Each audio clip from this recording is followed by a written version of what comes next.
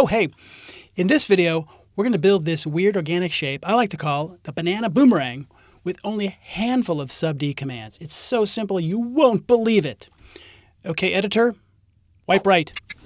Let's take a look at the designer's objective as posted on the Reddit forum. So we have a very simple spiral that probably was piped, but the challenge is these organic shapes. There was a lot of discussion about how to make them, and sub-Ds came up immediately. However, most people lean towards the primitives of sub-Ds. I've got those open, so you can see all these basic shapes here. There's the box, there's the sphere, the ellipsoid, etc. I actually think that's the wrong way to go. Let's take a look at one of the people who posted. So you can see they started with a cylinder. They did some manipulation and then pushing the center in and finally converting it to a NURBS surface. So in general, this will work. However, you have some major compromises with the continuity and also the complexity. There's way more faces in here. But probably the biggest issue I have is we don't see the quads, which are much preferred for the most optimum geometry. So what I mean by quads are the four-sided faces. There's an example of a four-sided face right here. Most of the top is a bunch of triangles. So that is not ideal, but in general, the majority should be all quads. So for maximum control, what I recommend is just starting with a single face. I'm going to walk you through the process here, then we're going to build it from scratch. So if I hit the tab key, this was a single four-sided face. I turned on the reflect command and then just started extruding. Now, most people think you extrude larger shapes, faces to become solids, but you can actually extrude the edge of a face, and that's what happened here. So you can see the progression. A lot of people will extrude this section here in hopes of making it a solid or a larger, thicker object, but that actually doesn't work, so I've got a great little hack I'll show to you, and that is using the bridge command. So let's hit the tab key. And now this is ideally, everything's quads and it's much simpler and easier to continue editing. And that's really the entire goal, ease of editability. You do that by keeping things as small and simple as possible. So let's close the solution. We're going to build it. So go to the sub-D tools toolbar and notice here's all the basic shapes. We're going to exercise maximum control and just do a single face. Don't worry, it's not going to be scary. So we're going to start close to the origin. That way some of the reflect commands will be a little bit easier to work with. And just going to draw a shape. Doesn't matter where we go. I'm going to right click now to exit. So we've got a four-sided. I'm going to hit tab, so just to prove that it is a very simple quad here. So it doesn't even have to be exactly centered on the origin. Let's get the reflect turned on so we can start working more rapidly and accurately. All right, here is the reflect. I'm going to turn it on. It's now asking me which object. We're going to click on this one here. It wants to know which way we're going to reflect. Now we could draw 2 points, or we could use the x-axis and y-axis since we're already close. I'd like to reflect on the x-axis, so I'm just going to hit this right here, or keyboard X.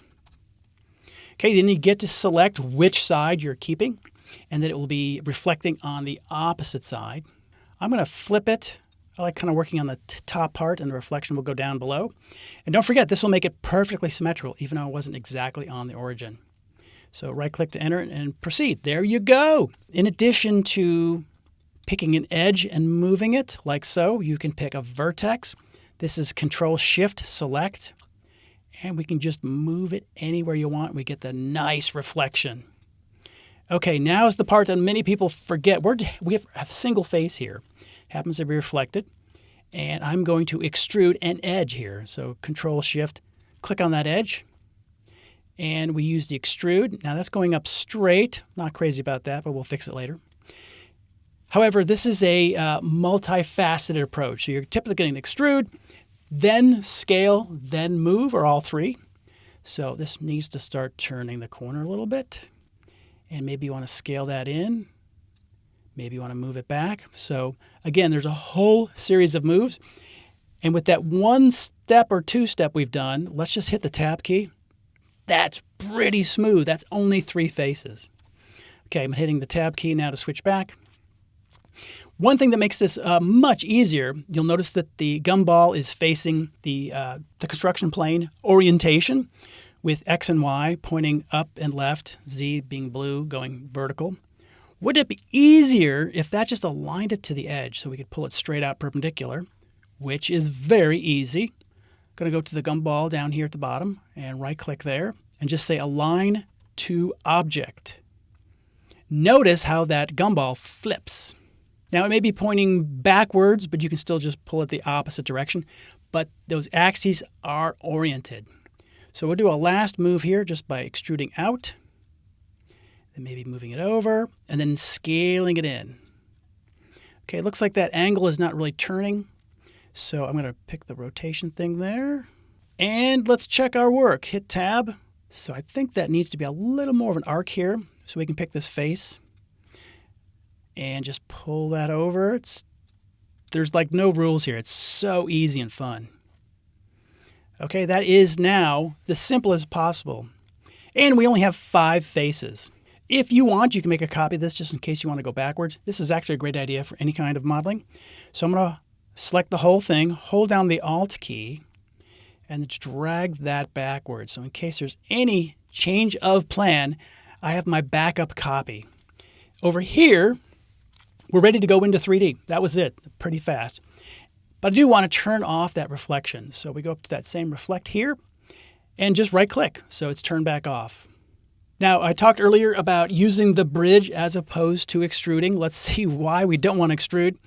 And this is just a little weird anomaly of Rhino. But if I extrude that up, guess what happens? It is empty on the bottom. That's not what we want. It's still pretty darn smooth. Okay, so the technique I've devised is make 2 copies, or 1 extra copy, 2 total. I'm going to hit Alt and drag it up just like we did before. So we've got 2 of those. They're identical, so this makes things so easy when we bridge from edge to edge. That's the next step.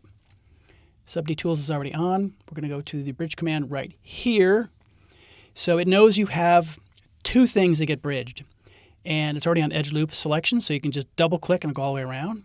Single click only is the one right there. Double click goes all the way around. When you're done picking, you do have to hit right click to say, okay, that's it for the first set. Same idea with the second edge. Double click, goes all the way around. Right click or enter to accept. And now you have this amazing wraparound effect with those 2 sides, which are identical, so there's guaranteed smoothness. Another thing I like to do is change the number of segments so you have a little more control. That's a little more flat. And then if we went in box mode, you would notice that this would pretty much go straight down. I'm going to have to round off a little bit more. So notice as you slide in the straightness. So that's minimal straightness. I like to go somewhere in the middle. And let's leave it there. Let's see how that looks. Hit OK. Amazing. Let's go into box mode. I'd like to always make some last minute fine tuning. So notice how this bridge is different than extrusion because it's able to bulge out. You kind of get this extra detail where it is rounded corners, even in the middle of a bridge. By the way, that works so much better when you have 2 segments. So that's why I was selecting 2. Okay, let's check this out. This looks fantastic. Now you could continue doing edits to this. You could turn on the reflect at any time, or you could do some manipulation. So I'm going to do 1 or 2 more things here. So we've already used the Control Shift Sub-Object Select, but as things get larger, you may want to be a little more surgical in places that you're picking. For example, I'm going to hit Control Shift and do a crossing box. So I want to make sure I get all these various faces there. It's a little bit tricky. So what we're getting faces, edges, and vertexes. And now we have a gumball which is very confused. So this is why I'm always down here. Turn it back to the construction plane. So now it makes a little bit more sense. And if you wanted to do a little bit of editing here to lift that up or even rotate it, you can have a lot of fun with some of these organic shapes. Look at that. And if you wanted this to be identical on both sides, we could have just had the reflect back on. In fact, let's do that now to wrap this up. So this is a great way to do experimentation. If something is symmetrical with two sides or more, you can do different things to each of those sides. And then when you decide which one you prefer, then turn reflect on and which side to keep. Let's do that now. So let's say this is an amazing curve. It's perfect. I know it looks like a boomerang or a banana, but stay with me. We're going to go to reflect. I think it's still on that origin. I can just say X, enter. We get to pick which side is in charge. So I'm going to flip that and notice those arrows on that plane. There you go. You can actually just do it quickly, make it match, and then turn it right back off. So there you go. We're able to build stuff so simple as long as you're not too nervous about working with a single face. Notice we did extrusions with only edges. Reflecting can go on and off as needed. The bridge command is amazing, but don't forget to use two segments if you want to have it be non-straight. I was Dave.